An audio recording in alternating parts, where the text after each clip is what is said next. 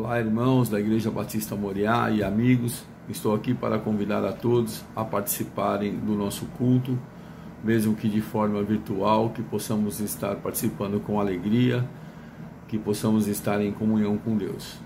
Eu vou deixar uma passagem que está no livro de Salmos, no capítulo 100, versículo 5, e ela diz assim: Pois o Senhor é bom, e o seu amor leal e eterno. A sua fidelidade permanece por todas as gerações. Irmãos, estou com muita saudade de todos. Vou deixar um abraço, um beijo, que possamos estar juntos no futuro próximo. Fiquem com Deus.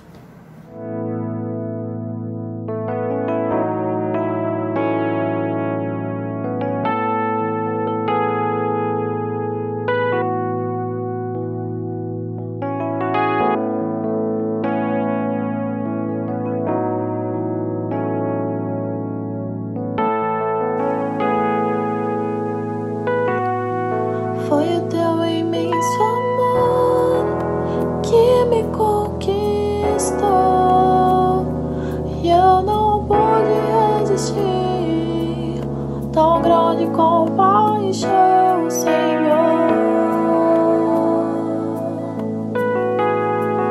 O teu coração assim que se entregou por mim, mesmo eu não merecendo. Meu amor me aceitou em paz.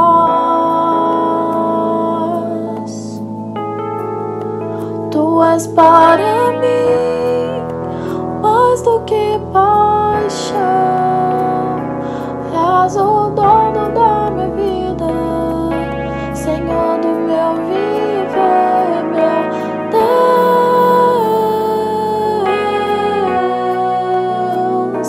É graça, Senhor, teu eterno favor. Mas eu estou por teus laços de amor, Jesus.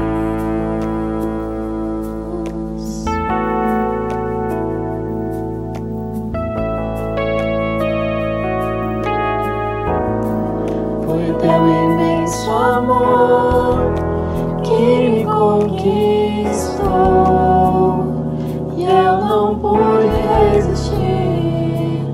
Tão grande compaixão, Senhor.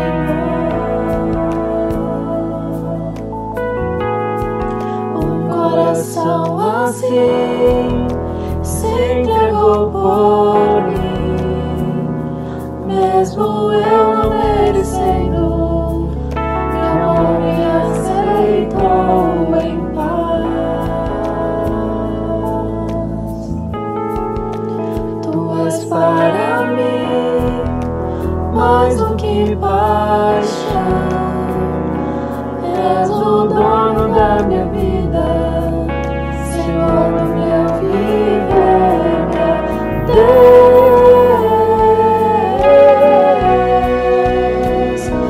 É graça, Senhor, teu eterno favor. Deus, eu estou por teus laços de amor. É graça, Senhor, teu eterno favor. Deus, eu estou por teus laços de amor,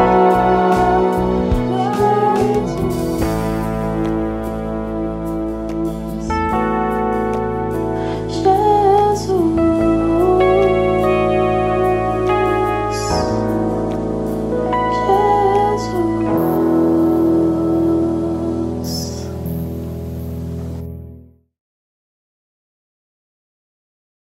Olá, irmãos da Igreja Batista Moriá.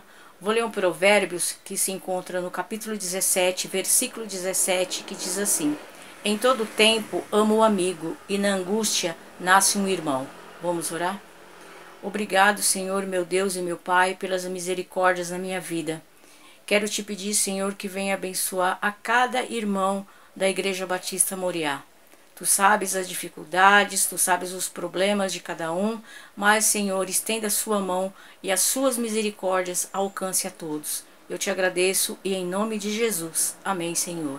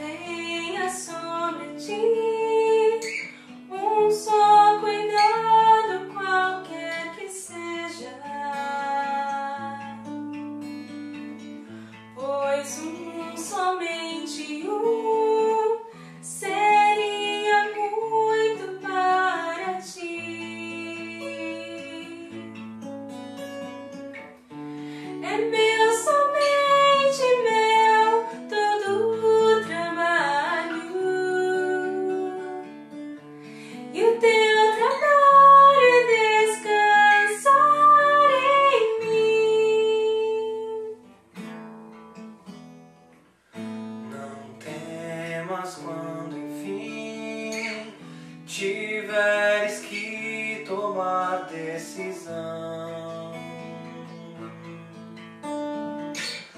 entrega tudo a mim, confia de todo o coração. É meu, somente meu, todo o trabalho, e o teu trabalho é descansar em mim.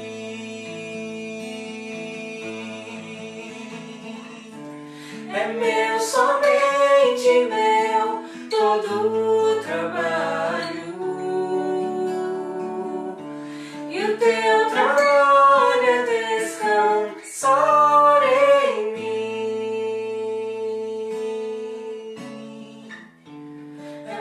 Somente meu, todo o trabalho,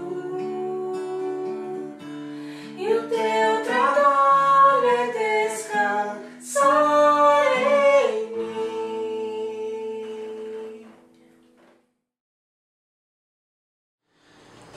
Boa noite, queridos irmãos da Igreja Evangélica Batista Moriá, e boa noite também aos amigos que nos acompanha em nossos cultos online. Que a graça do Senhor seja sobre todos vocês, sobre todos nós e sobre todo o povo de Deus na face da terra. O texto de hoje foi sugerido pela irmã Solange. Eu agradeço à irmã Solange pela sugestão e com satisfação considerei o texto e vamos analisá-lo, vamos estudá-lo hoje. Ela indicou Gálatas 6, 7. Mas eu acrescentei o versículo 8 porque o versículo 8 faz parte do mesmo assunto do versículo 7. Então a leitura do texto é essa: não vos enganeis, Deus não se deixa escarnecer, pois tudo o que o homem semear, isso também ceifará. Porque o que semeia na carne, da carne ceifará a corrupção. Mas quem semeia no Espírito, do Espírito ceifará a vida eterna. Gálatas 6, 7 e 8. O nosso tema é saindo do engano espiritual. Saindo do engano espiritual. Esse tema se baseia no fato de que a expressão mais forte do texto é não vos enganeis. Na verdade, o verbo aqui é um verbo no imperativo presente, que dá a ideia de algo que está acontecendo. Então nós poderíamos dizer, em vez de não vos enganeis, poderíamos dizer saiam desse engano. O engano já havia, e o apóstolo Paulo está sugerindo a saída desse engano. Por isso o nosso tema, saindo do engano espiritual. Paulo diz para os Gálatas, vocês estão num engano, saiam dele. O engano espiritual a que eu me refiro é a falta de compreensão do ser humano a respeito da sua própria condição em relação à natureza da justiça de Deus. Enganar-se, no sentido da língua original, é pegar o caminho errado. Há vários tipos de engano, mas o mais grave é o engano espiritual. O apóstolo Paulo recomenda, portanto, aos Gálatas a saírem urgentemente do engano contínuo em que se encontravam em relação à sua condição no Evangelho. Os Gálatas tinham pegado o caminho errado. E agora eles precisavam sair desse caminho errado e voltar para o caminho certo. Eles precisavam sair do engano. E como disse, engano significa pegar um caminho errado. Eles estavam indo no caminho errado. Em 1982, quando vim para São Paulo com a minha família, nós precisávamos ir a Curitiba para participar de um retiro. Eu perguntei ao meu irmão, porque eu não conhecia, e perguntei ao irmão da igreja, eu preciso ir para Curitiba, como é que eu vou? Aí ele falou assim, você pega Raposo Tavares, que você chega lá. E nós fomos, pegamos a Raposo Tavares, e andamos. Depois descobrimos que nós estávamos enganados. A estrada para Curitiba não era Raposo Tavares, era Régis Bittencourt. Então nós precisamos pegar uma estrada alternativa. Depois de termos andado várias horas, pegamos uma estrada alternativa e passamos por vários lugares difíceis. Passamos por meio de uma floresta e depois passamos pelo meio de um bananal. Andamos quase 1 hora dentro desse bananal. Nós tínhamos errado o caminho, nós estávamos enganados. O problema é que nós não comemos nenhuma banana depois de 1 hora andando dentro de um bananal. Pois bem, os Gálatas tinham errado o caminho. Eles estavam enganados. E Paulo diz para eles que eles precisavam sair desse caminho. Saiam do caminho do engano. E esse engano não é um engano qualquer, como alguém que se engana com uma cédula de dinheiro, ou alguém se engana com o nome de alguém, mas é um engano espiritual, que se realiza na esfera do espírito, da alma e do destino das pessoas. Quando perdemos o caminho, ou melhor, quando nos enganamos, quanto mais depressa voltarmos ao caminho que deixamos, melhor é. Imagine se nós continuássemos sem corrigir o nosso erro e continuássemos na Raposo Tavares e nós nunca iríamos chegar a Curitiba. Corrigindo o engano, nós podemos acabar nos dando bem. Há 3 motivos que eu quero mencionar pelos quais nós precisamos sair do engano espiritual. Nós precisamos sair de qualquer engano, mas o assunto aqui é o engano espiritual. Então temos 3 razões por que precisamos fazer isso. Primeira razão, nós precisamos sair do engano espiritual, porque isso seria querer zombar de Deus. Paulo fala de engano e logo fala de zombaria. Ele diz, não vos enganeis, Deus não se deixa escarnecer. Ou seja, Deus não se deixa enganar. Quando nós cometemos o engano espiritual, nós estamos, de certa forma, como o apóstolo Paulo diz, zombando de Deus. Ele diz, Deus não se deixa escarnecer, ou de Deus não se zomba. Nos enganamos e se continuamos no engano, nós estamos zombando de Deus, ou estamos querendo zombar de Deus. Há alguns comentários sobre essa questão.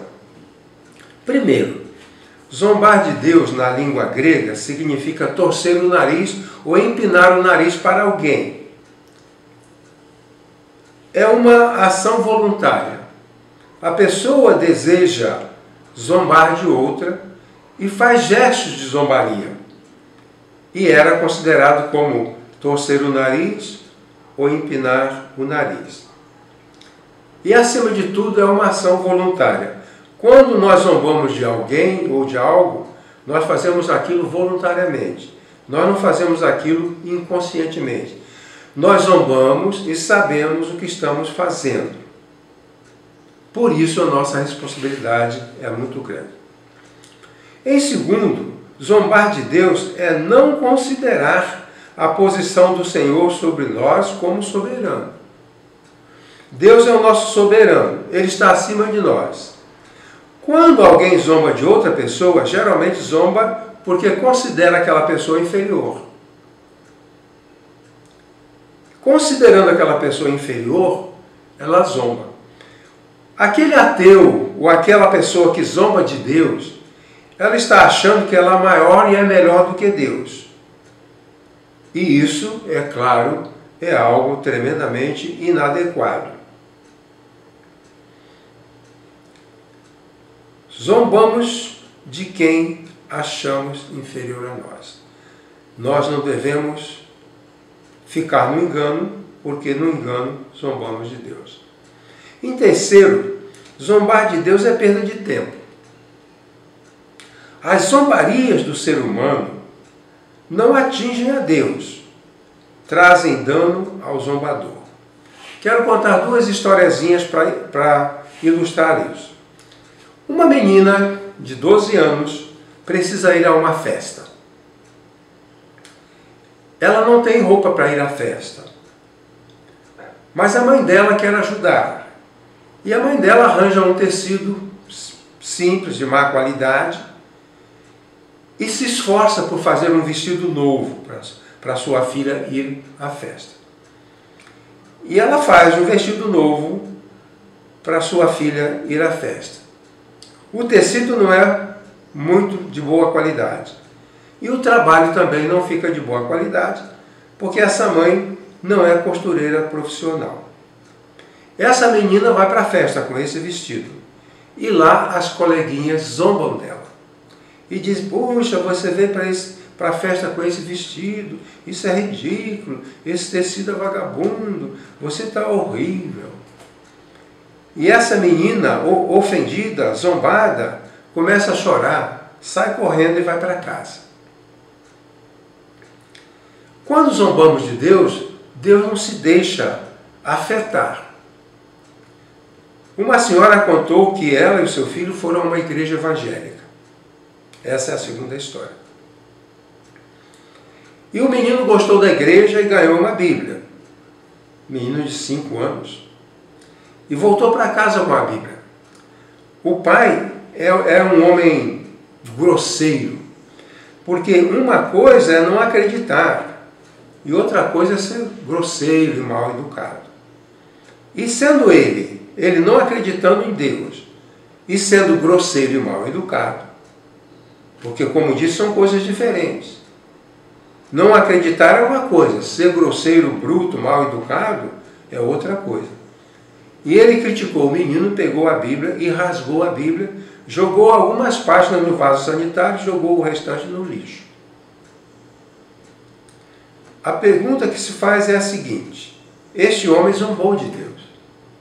Mas por acaso ele afetou Deus? Por acaso ele fez Deus deixar de ser amoroso com os pecadores? Por acaso ele levou Deus a abandonar os seus filhos? Não. Então, de certa forma, não é possível zombar de Deus. Não é possível criar uma reação divina que seja uma reação inadequada mediante da zombaria. Então, zombar de Deus é perda de tempo, porque Deus não vai deixar de fazer o que Ele faz, não vai deixar de ser o Deus bondoso, o Deus amoroso, não vai deixar de conviver com as pessoas porque alguém zombou dele. E a quarta discussão é que zombar de Deus é viver descontroladamente e pensar que Deus é ingênuo e que não fará vir consequências sobre os nossos atos. A pessoa que zomba de Deus pensa que Deus é ingênuo, é mal preparado, que ele não percebe as coisas. Muitas vezes nós zombamos de alguém ou fazemos alguma coisa errada e achamos que as pessoas não vão perceber e não vão cobrar de nós. Hoje nós vivemos num país em que lamentamos muito. Agora, essa semana, no Rio de Janeiro, várias pessoas foram presas. O governador está sob suspeita de corrupção. O Marcelo Crivella, que é o prefeito, está sob suspeita de corrupção. E o que a gente vê aqui é o grande número de corrupção. As pessoas, os políticos corruptos, eles não acreditam que virá consequência. Muitos estão presos, muitos estão sendo condenados, porque não acreditam. Eles zombam da justiça, zombam da nação, zombam do povo e não acreditam. Eles acham que a lei é ingênua, que o Supremo Tribunal Federal é incompetente e que eles podem fazer o que eles bem querem fazer. Portanto, nós precisamos sair desse engano espiritual, porque seria zombar de Deus. Nós sempre devemos lembrar que Deus não se deixa zombar. Se nós queremos zombar de Deus, Ele não vai modificar.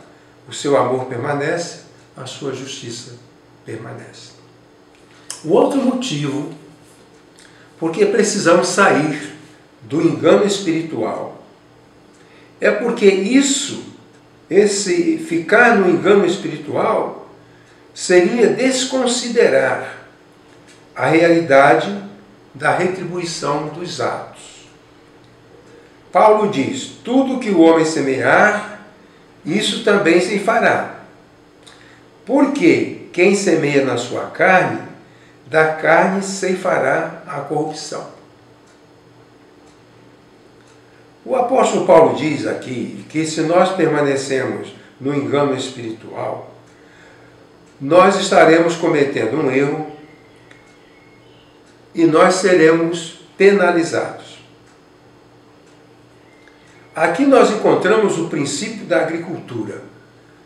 Qualquer lavrador, por muito atrasado que seja, qualquer lavrador, qualquer agricultor, por muito desinformado que seja, sabe que a gente colhe o que planta. O lavrador humilde sabe, se plantar milho, tem que colher milho.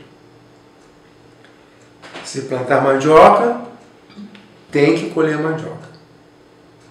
Se plantar trigo, tem que colher trigo. Então, se nós não saímos do engano espiritual, nós vamos receber a retribuição. Tudo que o homem semear, isso também ceifará. Porque quem semeia na carne, da carne ceifará a corrupção. Alguns comentários sobre essa questão. Nós colhemos o que plantamos. E o apóstolo Paulo diz que aquele engano é uma semeadura. Todo comportamento humano é semeadura. E todo comportamento humano, como semeadura, está sujeito à retribuição. Ou está sujeito à retribuição, está sujeito à colheita. O primeiro comentário é que a retribuição pelas ações humanas é um princípio fundamental da existência. Todos os povos acreditam que cada um colhe conforme o que semeia. Esse princípio da semeadura e da colheita, que a pessoa faz algo e vai pagar as consequências, é um princípio universal. Os povos mais atrasados da Terra sabem que a pessoa que comete uma ação vai colher a consequência dessa ação. Os gregos tinham um mito de uma deusa chamada Nêmesis. Nêmesis era a deusa da justiça, entre outras funções, ela era a deusa da justiça. E de acordo com o que eles ensinavam e acreditavam, Nêmesis ficava de olho no comportamento humano. Então, todo comportamento humano estava sob avaliação dela.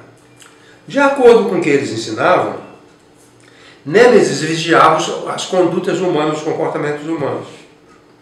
E ia atrás, ela corria atrás da pessoa que se comportou bem para gratificar. E da pessoa que se comportou mal para punir. Ninguém escapava. Você fez o bem, Nêmesis te gratifica. Fez o mal, ela te pune. Então era impossível fazer alguma coisa sem receber a retribuição. Praticou o bem, recebe a gratificação. Praticou o mal, recebe a gratificação. Nêmesis castigava os orgulhosos, castigava os soberbos, castigava os desobedientes. Alguns delitos humanos eram mais castigados do que outros. Os delitos que Nêmesis mais castigava era o delito dos filhos desrespeitarem os pais. Esse era considerado a grande falha do ser humano. E qualquer filho que desrespeitasse o pai ou cometesse alguma crueldade contra os pais, receberia castigo terrível. Hoje em dia, quando nós ouvemos que os filhos agridem os pais, agridem a mãe, xinga os pais, xinga a mãe, bate na mãe, bate no pai, mata a mãe, mata o pai, os gregos ficavam horrorizados com esse comportamento. Porque os piores crimes eram os filhos não respeitarem os pais. E o outro era abandonar a pessoa por quem era amado. Por exemplo, a esposa ama o marido. Então o marido não poderia abandonar essa esposa porque ele é amado por ela. Não podemos abandonar aquela pessoa que nos ama. É mais ou menos como na história do Pequeno Príncipe.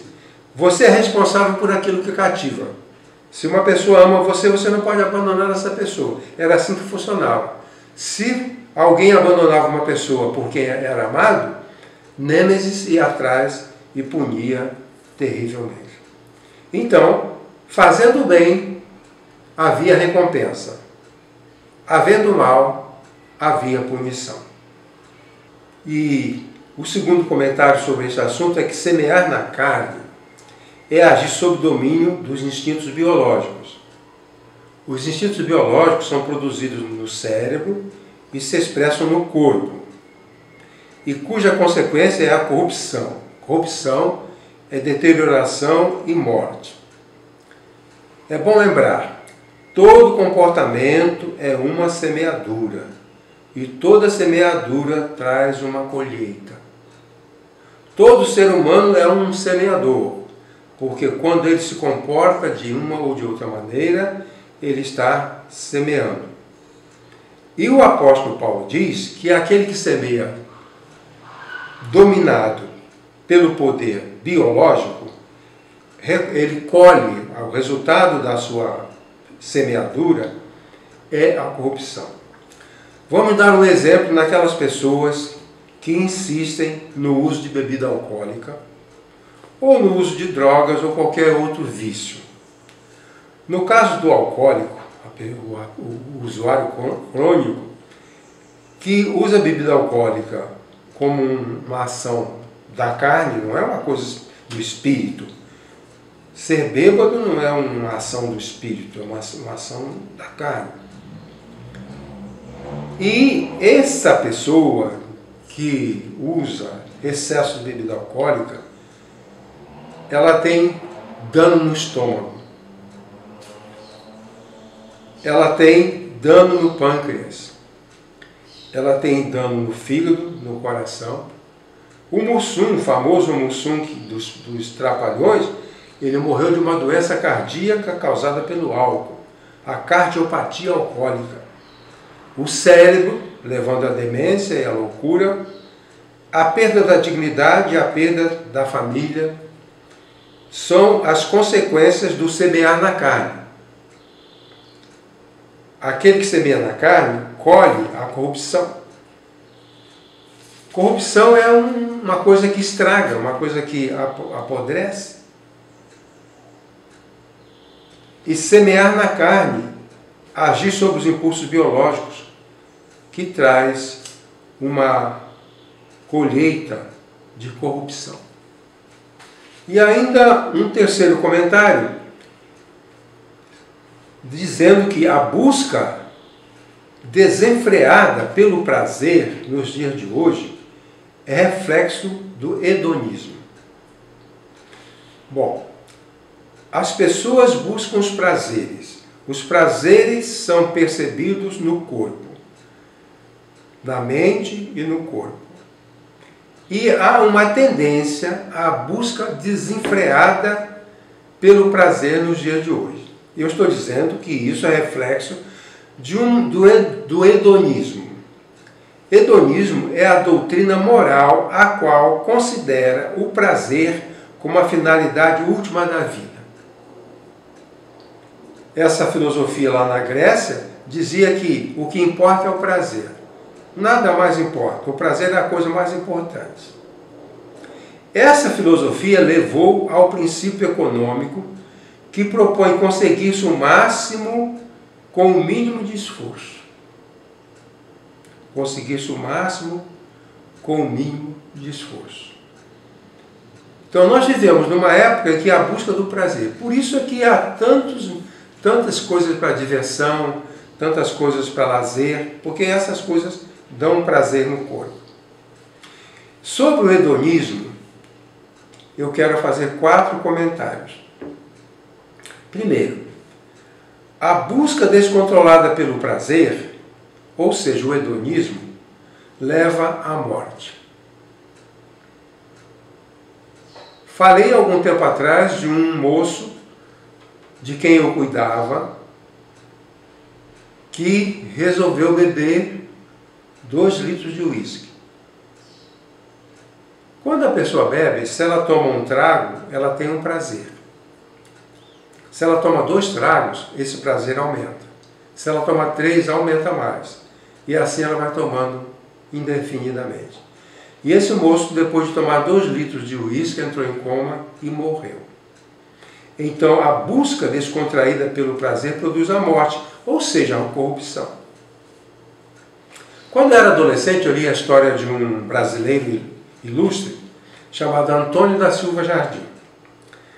Antônio da Silva Jardim nasceu em 1860, morreu em 1891, portanto morreu com 31 anos. Ele era jornalista, escreveu vários livros, e uma vez ele resolveu viajar para a Itália. Lá na Itália, ele resolveu ir a Nápoles visitar o vulcão Vesúvio. Ele estava com os turistas visitando o vulcão Vesúvio. Havia um limite de aproximação. E o guia falou, olha, daqui para lá vocês não podem passar. Mas Silva Jardim queria chegar cada vez mais perto da borda. E ele acabou chegando tão perto da borda do vulcão que caiu lá e desapareceu no vulcão.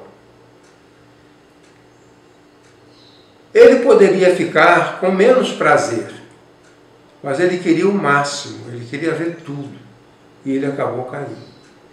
Recentemente saiu na televisão, meus queridos irmãos, as coisas acontecem de forma monstruosa. De um moço, estudante de medicina, que queria aumentar ao máximo o prazer da experiência sexual. Ele não estava contente da maneira como ele experimentava esse prazer. Então ele colocou na cabeça um saco plástico. Porque diminuindo a respiração, diminuindo o oxigênio no cérebro, o prazer seria maior. E assim, ele morreu sufocado. Morreu sufocado. Um estudante de medicina, isso apareceu no noticiário da televisão. Então, a busca descontrolada pelo prazer produz morte. Outro é que o prazer obtido pela desobediência leva à morte. Muitos brasileiros e muitas pessoas no mundo inteiro morreram, estão doentes, estão morrendo da Covid-19 por desobediência. Por desobediência. Os bares devem estar fechados, mas as pessoas querem o prazer de beber no bar e elas vão. A praia deve estar fechada, mas as pessoas querem o prazer de estar na praia. A gente tem prazer em casa também, mas as pessoas querem um prazer maior. A gente tem prazer lendo, a gente tem prazer cuidando de uma planta, a gente tem prazer cuidando de um filho, prazeres que não colocam em risco a nossa vida. Mas nós estamos morrendo, estamos doentes, por causa das pessoas que, hedonistas, procuram o máximo de prazer. O máximo de prazer leva à corrupção, leva à morte. Quanto mais uma pessoa usa crack, mais prazer ela tem. E mais perto ela está da morte. Porque o crack destrói o coração. Os usuários de crack não ficam velhinhos. Eles morrem ainda jovens por causa disso. Quanto mais crack, mais prazer. Quanto mais prazer, mais perto da morte. Outro comentário é que o prazer pela obediência leva à vida. Nós podemos ter prazer desobedecendo ou podemos ter prazer obedecendo. Eu posso ter prazer desobedecendo as normas contra a Covid, ou eu posso ter prazer obedecendo essas normas. Eu posso ter prazer por ficar em casa, por obedecer. O salmista, no Salmo 119, versículo 103, diz: para mim, obedecer o mandamento do Senhor é como chupar um favo de mel. Ele disse: obedecer a Deus é mais doce do que o mel. Pode haver prazer na desobediência, mas também pode haver prazer na obediência. É o gozo da obediência, é o prazer da obediência. Nós podemos obedecer e sermos felizes. Quando eu era menino e depois adolescente, eu percebia isso. Eu podia ter alegria em desobedecer meu pai. Ele mandava fazer uma coisa, eu ia tomar banho no rio. Isso me dava prazer. Mas quando eu obedecia, também eu tinha prazer. Quando meu pai dizia, faça esse trabalho, faça aquele, e eu fazia, também me dava alegria. Então há duas fontes de prazer. A alegria na desobediência, que leva à destruição. E a alegria na obediência, que leva à vida. E também, um outro comentário, é que o prazer é necessário ao ser humano. Deus não é um estraga-prazer. Ele quer que tenhamos prazer. Ele quer que tenhamos alegria. Mas o prazer não pode ser o objetivo supremo da vida. Deus quer, Ele nos deu um mecanismo para sentir prazer. A gente não sente prazer de qualquer forma. É que Deus nos programou para ter prazer. Mas o prazer não pode ser a prioridade. A obediência tem que ser a prioridade. É isso que o apóstolo Paulo diz. Um último comentário sobre esse tópico é que quem semeia na carne pratica as obras da carne, que Paulo menciona na carta aos Gálatas. Olha o que Paulo fala. Ora, as obras da carne são manifestas: imoralidade sexual, impureza, libertinagem, idolatria, feitiçaria, ódio, discórdia, ciúmes, ira, egoísmo, dissensões, facções, inveja, embriaguez, orgias e coisas semelhantes a estas, contra as quais vos previno, como já antes vos preveni, que os que tais coisas praticam não herdarão o reino de Deus.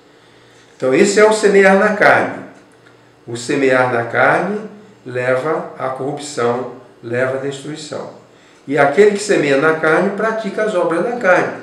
Brigas, dissensões, violência, desonestidade, tudo isso que o apóstolo Paulo menciona. Eu falei de duas razões por que nós precisamos sair do engano espiritual. A primeira é porque seria zombar de Deus. A segunda é porque seria andar na carne. A terceira é que nós precisamos sair do engano espiritual porque permanecer nele seria desprezar a vida eterna. O apóstolo Paulo diz assim: quem semeia no Espírito, do Espírito ceifará a vida eterna. Nós vimos que quem semeia na carne, da carne ceifará a corrupção. Corrupção é morte, é degradação, é perda total.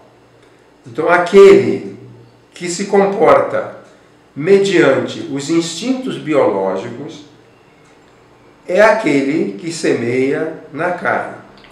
E aquele que se comporta de acordo com a orientação de Cristo, de acordo com a orientação do Espírito Santo, esse vai ceifar a vida eterna. Semeia na carne, colhe a morte.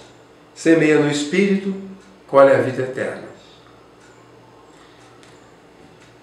Há 3 comentários que eu preciso fazer. Primeiro, a vida eterna é o conjunto de coisas excelentes, procedentes de Deus, que nos concede existência com Cristo no céu e uma melhor qualidade de vida aqui na terra. A vida eterna não é só o céu, nem só bem-estar aqui na terra. A vida eterna é a garantia do céu com Cristo e uma vida ajustada aqui na terra. Uma vida de boa qualidade aqui na terra. Jesus nos faz isso, Deus nos faz isso, pela obra do Espírito Santo. Em segundo, que semear no Espírito é comportar-se de acordo com as necessidades mais elevadas da alma. Quando nós semeamos no Espírito, nós estamos pensando nas necessidades da alma e não do corpo, que é degradável. A alma não é degradável, o corpo é degradável. Então, repetindo, semear no Espírito é comportar-se de acordo com as necessidades mais elevadas da alma, sob influência do Espírito Santo, por meio da fé na palavra de Cristo, e cuja consequência é a vida eterna. E o terceiro comentário: quem semeia no Espírito produz o fruto do Espírito. Quem semeia na carne produz o fruto da carne. O fruto da carne deteriora e leva à destruição. Então, aquele que semeia no Espírito produz o fruto do Espírito, e Paulo atesta isso em Gálatas. Ele diz: mas o fruto do Espírito é amor, alegria, paz, paciência, amabilidade, bondade, mansidão, domínio próprio. E diz mais: contra essas coisas não há lei. Quer dizer, uma pessoa pode cometer crime por libertinagem, pode cometer crime por ódio, pode cometer crime por embriaguez, pode cometer crime por ciúme, né? Muitas mulheres são mortas por causa do ciúme. Então, existe castigo e punição para quem anda segundo a carne. Mas aqueles que andam segundo o Espírito, eles estão isentos de punição. Porque o amor não tem lei contra o amor, não há lei contra a alegria, existe lei contra a inveja, existe lei contra a embriaguez, existe leis contra a impureza, mas não existe lei contra o amor. Pode amar à vontade, ninguém vai acusar você. Ame o seu marido à vontade, ame o seu filho mais do que você ama, ame a sua esposa, ame o seu pai e a sua mãe, ame a sua igreja, porque amar não é errado, amar não é pecado. Seja alegre, seja uma pessoa cheia de alegria, porque ser alegre não é crime, não é semear na carne, não traz corrupção. A paciência não tem crime, não há lei contra ser paciente. A bondade, a mansidão, o controle, o domínio próprio. Então o apóstolo Paulo diz que aquele que semeia na carne incorre em pecado e precisa ser castigado. Mas aquele que semeia no Espírito produz o fruto do Espírito. E o fruto do Espírito não está sujeito à punição. Amor, alegria, paz, paciência, amabilidade, bondade, mansidão, domínio próprio. Contra essas coisas não há lei. Muito bem. Vamos agora encerrar a nossa palavra de hoje. Achar que Deus é ingênuo e que não avalia nossos comportamentos é zombar dele. Vou repetir. Achar que Deus é ingênuo e que não avalia nossos comportamentos é zombar dele. Isso é um grande engano espiritual, do qual devemos sair. Deixar que nossos instintos biológicos comandem nossas ações é desaconselhável, porque isso seria viver pelo princípio do prazer, que traz corrupção e morte. A psicanálise fala de dois princípios, o princípio do prazer e o princípio da realidade.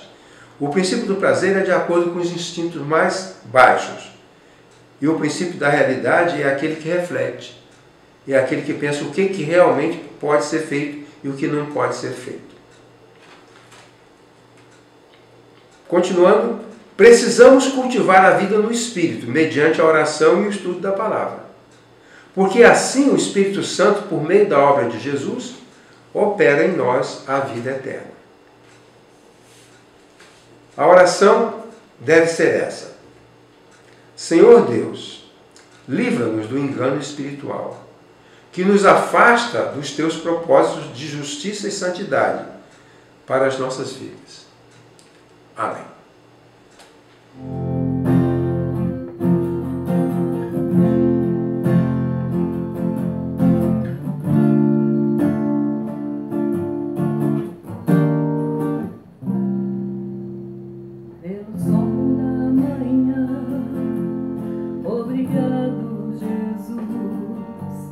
Pelo dia que nasci, obrigado.